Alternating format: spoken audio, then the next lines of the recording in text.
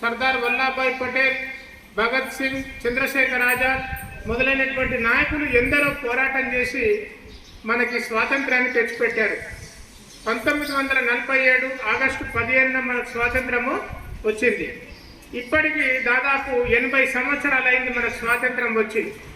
మనము జాతి కుల మత భేదం లేకుండా జరుపుకునేటువంటి 2 పండుగలు, ఒకటి 15th ఆగస్ట్, ఇంకోటి 26 జనవరి. 26 జనవరి ఏమో రాజ్యాంగం అమల్లోకి వచ్చినటువంటి సంవత్సరం, ఇదేమో స్వాతంత్రము మనకు సిద్ధించినటువంటి రోజు. కాబట్టి భారతదేశం అంతా కూడా అందరూ కూడా జరుపుకునేటువంటి పండగ మనకు 15th ఆగస్ట్. సో మనమందరం కూడా మరి ఈరోజు మన స్వేచ్ఛా స్వాతంత్రాల కోసము అసువులు బాసినటువంటి అమరవీరులందరినీ కూడా మనం గుర్తు చేసుకుంటూ స్మరించుకుంటూ వారు ఇచ్చినటువంటి స్వాతంత్ర ఫలాలని మనం అందరం కూడా అనుభవిస్తున్నాం.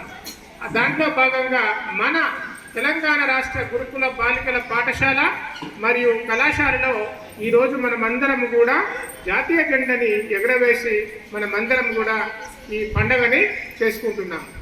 అందరం కూడా మరి ఈరోజు స్వేచ్ఛా వాయువులు పీడిస్తున్నామంటే మరి వారి యొక్క అమరుల యొక్క త్యాగ ఫలితమే. మీరందరూ కూడా ఈ దేశం యొక్క ఔన్నత్యాన్ని కాపాడుతూ మంచి భావి భారత పౌరులుగా ఎదగాలని ఆశిస్తూ మరొకసారి మీకు స్వాతంత్ర దినోత్సవం